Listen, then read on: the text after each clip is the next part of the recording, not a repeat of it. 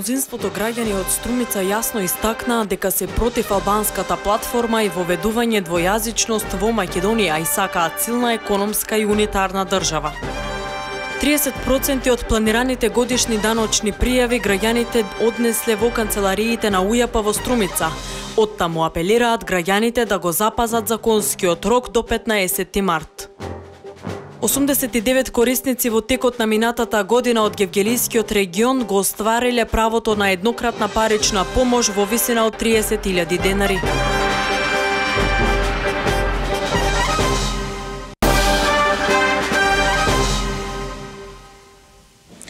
Почитувани гледачи, добар ден. 16 часот и 30 минути, време е за дневникот на телеканал А1. Започнуваме со настаните од државата. Комитетот за надворешни работи на Европскиот парламент ја усвои предлог резолуцијата за напредок на Република Македонија во европските интеграции во 2016 година. Вчера со 54 гласа за и со 8 против, Македонија ја доби 8-та препорака за почеток на преговорите за членство во Унијата. Сепак државата е условена со исполнување во целост на договорот од Пржино и итните реформски приоритети на Европската комисија.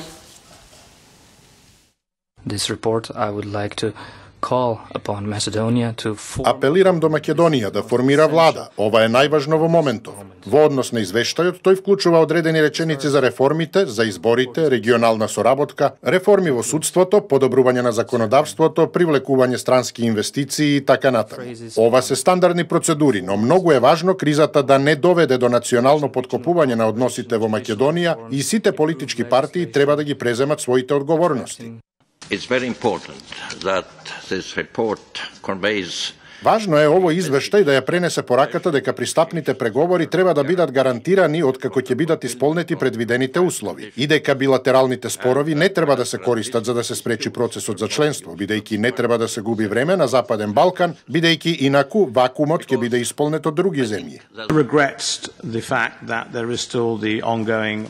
За жал се уште постои блокада за отпочнувањето на преговорите. Не знам колку години поминаа откако Македонија стана земја кандидат, но мислам дека помина една декада поради прашањето за името поради Грција. Високата представничка за надворешна и безбедносна политика на Европската Унија Федерика Могерини утре ќе пристигне во Република Македонија во рамки на нејзината мини турнеја на Западниот Балкан, јави Мија од Брисел. Од денеска Могерини ја почнува својата турнеја, при што прва земја што ја посетува е Црнагора и нејзиниот главен град Подгорица. Утре високата представничка на Европската Унија е во Скопје и како што се наведува во денешното соопштение на Европската комисија. Во Македонија таа ќе се сретне со претседателот Ѓорѓе Иванов, со лидерите на политичките партии застапени во Македонското собрание, како и со студентите што партиципираат во Еразмус програмата. По оваа посета на земјите од Западниот Балкан, Федерика Могерини се очекува да направи извештај за состојбата во регионот, кој потоа ќе биде разгледуван на Советот за надворешни работи на Европската Унија во понеделник, а ќе биде тема и на самитот на Европскиот совет закажан за 9 и 10 овој месец.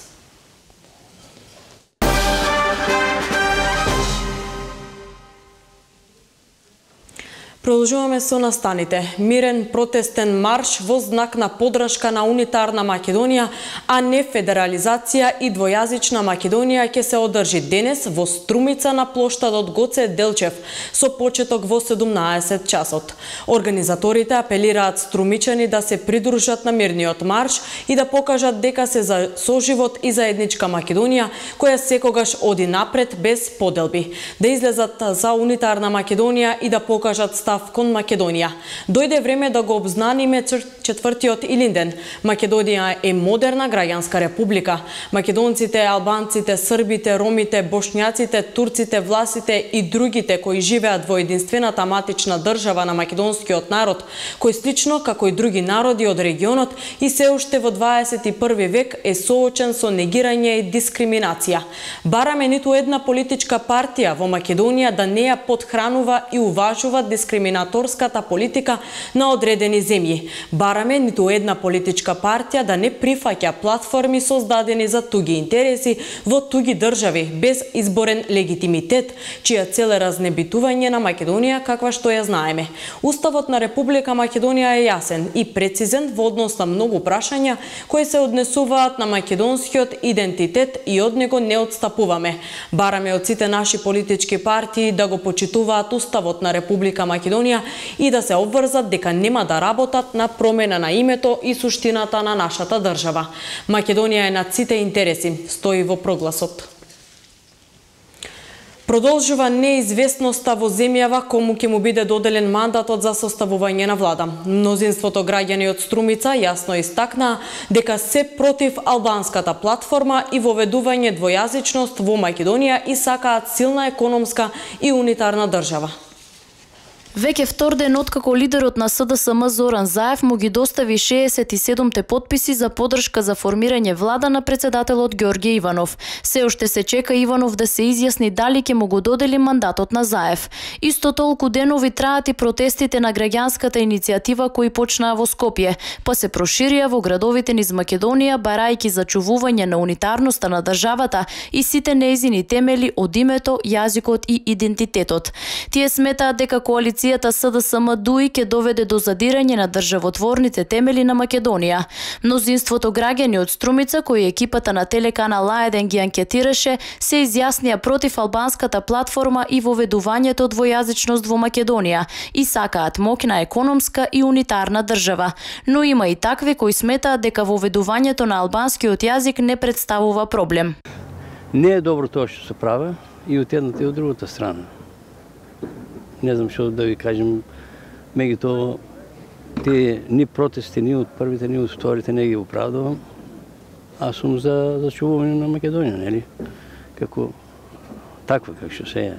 Јазико нек се решават проблемите од политичарите, јас баш толку не сум заинтересиран за тоа е нивна работа. Платени се за тоа, нека решават, нека ние сме тие што треба да поддржиме некој. Да, за чуване на Македонија това е убаво. А такви работи не ќе ни платформи, ни името, ни да менат ништо, да си биде наш македонско. Това усакам. А ние граѓаните треба да бидеме свесни. Од еднат ни треба демократија. Не ни треба судство корумпирано. Не ни треба стопанство корумпирано. Не ни треба здравство корумпирано. На нас ни треба, на Македонија, на граѓаните, без разлика на националност, дали се македонци, дали се албанци, власи, ние сме сите граѓани на Македонија. Така да верувам од и понатаму ќе се реализира ова што е зацртано. Ние сакаме економија, ние сакаме вработување. Младите ни избега во странство заради недоволно платени. Во случаи има фирми работат и нокни смени и такото не се осигурени ништо. И не може да ни во пензија, ни ништо. А околу овие протести што се за унитарност на Македонија, потоа дебатата за двојазичност? Видите, тоа двојазичност јас не ме е јасно мене. Јас сум живеел во Кичево, сум бил војник. Тамо да имаше со мене и туку у казармата, имаше и албанци, имаше и роми, без разлика на националноста. И сите се почитуваме. Каква двојазичност? Двојазичност се знае. Не може да биде од источна Македонија, североисточна Македонија, од Гевгилија или од Штип на албански да зборуваме. Тоа нема логика. Се знае, това е од Втора светска војна уште. Втора светска војна, та се учествувале сите, и албанци, и роми, сите во Македонија се учествувале против режимот на Хитлер. Така да треба да се почитуваме сите, да не се делиме, Македонија да не ја делиме. Таа не е Македонија. И треба да ја зачуваме, без разлика, ове биле така биле. Треба да се зачуваме Македонија, да има работа, да има една слога, единство со сите граѓани. Шо е проблема ако дојде албански да ми поднесе барање од Струмица да му се издаде некопата? Тоа е наврада за македонци. За денес во 17 часот е закажан протест на граѓанската иницијатива за зачувување на Македонија и во Струмица на плоштадот Гоце Делчев. Продолжуваме со останатите настани од регионот. Во Домот на културата Антон Панов во Струмица денеска се одржаа традиционалните тримерски обичаи. Постната трпеза ја збогатија традиционалниот бел граф, сармите, постниот чурек, погача дел од обичаите во струмичкиот регион, овошјето, алвата, зердето, а членовите на ансамблот Тримери испеја песни со традиционална тримерска содржина. Денес е голем ден. Ден кој ќе се памети од век до векова. И идните генерации оваа традиција мора да ја продолжуваат од убаво по убаво. Нашиот град има долга традиција, која само се одржува во нашиот убав град Струмица. Струмица на карнавалите, Струмица на постните денови и Струмица на третиот ден од великденските пости, тоа се значи Тримери. Самиот збор Тримери потекнува од грчкиот збор Тримерис, што значи тридневен пост. Уште го викаат и ден на арбасаните девојки. Зошто го викаат така? Значи, на тој ден мајката на младоженецот ги собира сите своји пријатели и со сини и вораците, порано се одело некако повеќе души, се собирале и ги изведувале овие ритуали. Меѓутоа денеска, бидејќи како што оде времето, но сепак традицијата останува и понатаму, таа ги собира своите најблиски и со сини и вораците, а тоа се 3, во кои едната е значи за невестата, што ќе си ја дарова, бидејќи успеела да ги испости овие 3-дневни пости, и за тоа, како благодарност на тоа, и подарова, значи поклон. Поклонот е нејзина облека, значи да се облече, потоа погачата што е месена и богатиот емиш што се носи во третата синија. Тие сите доаѓаа кај момата каде се наоѓа нејзината снаа и тука се добро пречекани. Еве и овде и нашата трпеза може да го представи тоа како, еве јас ќе бидам мајката денешниот ден, до мене ќе биде мојата значи ќерка и како да представува една соба богата со се постно јадење и тоа погача, има со богат емиш, зерде, па имаме портокали, па суво грозје, а особено да не ја забораваме постната сарма, а најповеќе пијалок од боза кој самата мајка го носи кај својата снаа со ѓубче во раката. 30% од планираните годишни даночни пријави граѓаните однесле во канцелариите на УЈП во Струмица. Оттаму апелираат граѓаните да го запазат законскиот рок до 15 март, зашто казните за неподнесена пријава изнесува од 100 до 200 евра. Околу 5000 годишни даночни пријави се поднесени до денес во регионалниот центар на управата за јавни приходи во Струмица. Оттаму велат дека тоа се 30% од пријавите кои очекуваат да ги добијат заклучно со 15 март кога истекува законскиот рок. Надлежните апелираат граѓаните да ги искористат деновите за да ги пријават приходите до даночното одделение. Годишните даночни пријави се поднесуваат заедно со пресметките на кои на граѓаните им ги даваат работодавачите или исплатителите на приходи. Приходи по основ на привремено или повремено вршење на услуги. Исто така, граѓаните кои оствариле игри на среќа по основ на специализирани странски интернет страници, исто така имат задолжителна обврска да поднесат годишна даночна пријава. Граѓаните кои оствариле приход по основ на е-трговија, односно приходи преку специализирани интернет страни, исто така треба да поднесат годишна даночна пријава. Граѓаните кои вршиле услуги преку интернет, специализирани интернет страни, поставување на реклами на собствени интернет страни, исто така имат законска обврска да поднесат годишна даночна пријава. Дојави, прогнози на типови на одредени спортски надпревари и така натаму и слично. Доколку граѓаните не ја исполнат оваа законска обврска или нецелосно ги пријават приходите, следуваат парични казни од 100 до 200 евра во денарска противредност. За сите оние кои досега не поднеле пријава, вратите на даночното одделение во Струмица се отворени секој работен ден од 8:30 до 18 часот и сабота од 8:30 до 14 часот. УЈП Струмица лани изрекло глоби од 100 евра за неподнесени аконтативни пријави што треба да ги издават доаѓаните по основ на приходи од имот. додека немало изречени глоби по основ на годишни даночни пријави. Минатата година УЈП Струмица издала 18.180 решенија по основ на годишна даночна пријава на граѓаните од општините Струмица, Босилово, Василево и Новосело. 89 корисници во текот на минатата година од Гевгелискиот регион го оствариле правото на еднократна парична помош во висина од 30.000 денари на лица кои се нашле во положба на социјален ризик.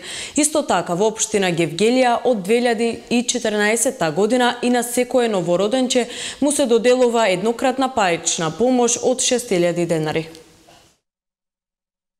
89 корисници во текот на минатата година го оствариле правото на еднократна парична помош, истакнуваат од меѓуопштинскиот центар за социјална работа од Гевгелија. Еднократна парична помош или помош во натура се доделува на лице или семејство кое се нашло во положба на социјален ризик, како и на лице и семејство заради претрпена природна непогода или епидемија и подолго лекување во здравствена установа. Под помош во натура се подразбира обезбедување на облека, исхрана и други средства за кои Центарот за социјална работа ќе утврди дека се неопходни за минимална екзистенција на граѓанинот или семејството. Во тековната година, имаме како Центар за социјална работа Гевгелија на располагање месечно до 35.000 денари за одвојување на корисници на еднократна парична помош. Со тоа што тука не влегуваат средствата кои што се исплаќаат на лица кои што имаат елементарна непогода, меѓутоа кога се работи за елементарна непогода, мора задолжително да биде доставен и извештај од соодветна комисија, која што е формирана, да кажеме, од страна на локална самоуправа, може тоа да биде од противпожарна служба, каде што треба да се види поконкретно колкава е настанатата штета, па врз основ на таа да може да направиме ние решение за доделување на еднократна парична помош. Во општина Гевгелија еднократна парична помош од 6.000 денари се доделува и за новороденче. Таква е одлуката на Советот која е донесена во 2014 година. Правото се остварува независно од материјалната состојба на семејството, независно од тоа дали детето е родено во брак или вон брак, а го користи еден од родителите, државјанин на Република Македонија. За еднократна парична помош за новороденче решава Центарот надлежен за подрачјето во кое мајката има постојано место на живење. Граѓаните од општина Дојран деновиве се изјаснуваат по пат на електронска анкета за чистотата на средината во која живеат. Анкетата, која е дел од поширок проект за управување со отпадот во југоисточниот регион, е објавена на општинската веб страница и се уште трае. Жителите на општина Дојран веќе 2 недели имаат можност да го дадат своето мислење на електронската анкета објавена на веб страницата на општината за тоа како се собира и како се управува отпадот во оваа локална единица. Анкетата е дел од поширок проект кој го спроведува Центарот за развој на југоисточниот плански регион, а се однесува на законската обврска да се донесе 10 годишен регионален план за управување со отпад. Во анкетата граѓаните, освен општите податоци од кое населено место доаѓаат, треба да одговорат на прашањата колку често и каде го одлагаат отпадот, дали го селектираат, дали се задоволни од интервалот и бројот на собирање на отпадот од нивната населба, дали е доволен бројот на контејнери, што сметаат за транспортирањето и одлагањето на самиот отпад и слично. Како што информираа од Центарот за развој на југоисточниот плански регион, во рамките на проектот изработка на регионален план со 10 општински планови за интегрирано управување со отпад, во југоисточниот плански регион, финансиран од Министерството за локална самоуправа, веќе се изработени нацрт регионален план за интегриран систем за управување со отпад и нацрт извештај за стратегиската оценка врз животната средина, кои се достапни на официјалната веб страна на Центарот. Во регионалниот план, меѓу другото, се вели и дека при споредбата на состојбата со отпадот во 2016 и во 2008 година, резултатите покажале дека во последните 8 години значително е подобрена ситуацијата во сите општини, освен во Конче и Дојран. Процентот на обслужени места од страна на јавните комунални предпријатија во регионот е зголемен двојно, од 19% во 2008 на 44% во 2016, а бројот на обслужени жители исто така е зголемен два пати, од 37% во 2008 на 71% во 2016 година. В петок Центарот ќе одржи јавна расправа за овој нацрт план и за нацрт извештајот во хотелот Глигоров во Струмица со почеток во 11 часот. Главоболката е една од најчестите причини поради која пациентите најчесто бараат лекарска помош. Таа настанува како последица на различни нарушувања, од безопасни состојби што не бараат никакво лекување до болести опасни по живот. Иако главоболката е чест симптом, сепак во 90% од случаите е симптом на благо пореметување кое може релативно лесно да се отстрани. Таа е една од најчестите симптоми со кои се среќаваме во секојдневниот живот, но можне често и пропратен симптом на многу болести. Повеќето лица кои страдаат од повремени главоболки ги прифаќаат често како составен дел од животот, а истовремено е и проблем со кој лекарите најчесто се среќаваат. Причината за честите главоболки неретко лежи во мигрената, која сама по себе бара лекарски третман и користење на соодветна терапија. Терапијата на мигрената главно се состои во превентивен третман, кој што ние воглавно го користиме, за да не дојде до главоболка и да тие главоболки во колку се јават, значи бидат со помал интензитет или бидат доста ретки, на тој начин се постигнува на еден начин да пациентите долг период со месеци немаат главоболки. Или пак терапија за време на мигренозниот напад, за време на мигренозната атака. Значи различна е терапијата.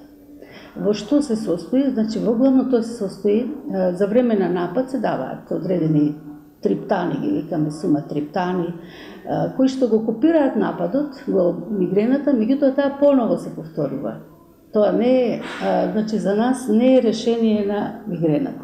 Главниот приод наш е превентивниот третман. Често главоболката може да се појави поради специфичната исхрана или одредените навики кај лицата кои нередовно се исхрануваат, долго време се без храна или ги прескакнуваат оброците, посебно ако се на разни диети за слабење, а понекогаш и во врска со земањето на поедини намирници кои го погодуваат настанокот на главоболката.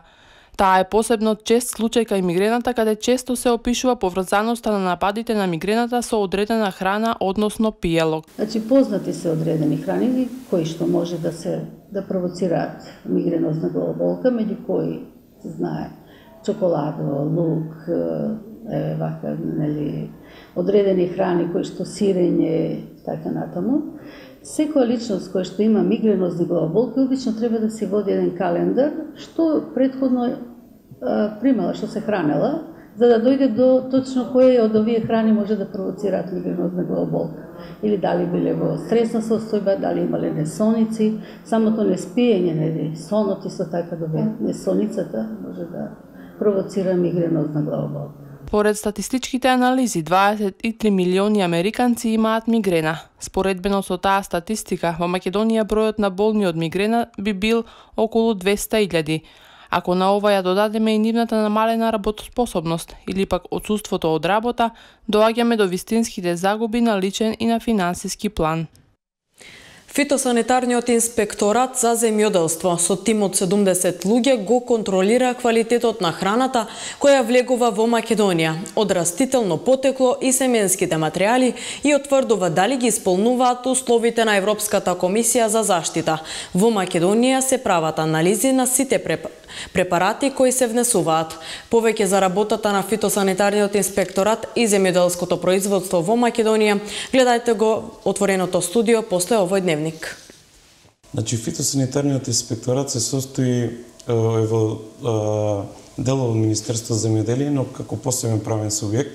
Меѓутоа, конкретно фитосанитарниот инспекторат се бави со сите оние растителни плодови кои излегуваат од Република Македонија и кои влегуваат во Република Македонија. Дали здравствената состојба на тие посадочни материјали, семенски материјали, конзумни овошје, зеленчуци кои влегуваат или излегуваат од Република Македонија, а знаеме дека овој е ваков регион земјоделски, значи дали ги исполнуваат здравствените стандарди, кои ги здравствените стандарди кои ги препишува Европската комисија, за да може да се извезат во одредени земји. Ние сме тука како еден цел тим од 70 луѓе кои се различно поставени и во внатрешноста на Република Македонија и на сите гранични премини, каде се контролира квалитетот на храната која влегува во Република Македонија од растително потекло и семенските материјали, препаратите кои се внесуваат во Република Македонија. Дали ги исполнуваат условите кои ги предвидува Европската комисија за заштита и дали тие можат да влезат и дали смеат да се внесат во Република Македонија, доколку не смеат се уништуваат или се враќаат во земјата која е извозник или увозник. Со сигурност можем да тврдам дека во последните 5 години, значи владата на Република Македонија одвојува огромни средства, што не беше тоа претходно така, да се прават анализи на сите препарати и семенски материјали кои се внесуваат во Република Македонија. Знаеме дека Република Македонија само за мал дел од житните култури производува свој собствен семенски материјал и имаме малку регистрирани производители на посадочен материјал, односно на разни овошки. Меѓутоа, најголем дел, 90% од посадочниот материјал и од семенскиот материјал и препаратите се увезуваат од Европа или од земјите кои не обкружуваат. Меѓутоа, со мострите и со акредитирањето на 2 лаборатории, мора да кажам дека во последните 3 години се акредитираат 2 лаборатории, што значи акредитацијата, дека ги исполнуваат сите европски регулативи и стандарди по кои треба да се работи една лабораторија за да добие акредитација и сите тие резултати кои ќе произлезат од таа лабораторија се валидни и тие не може никој да ги оспори.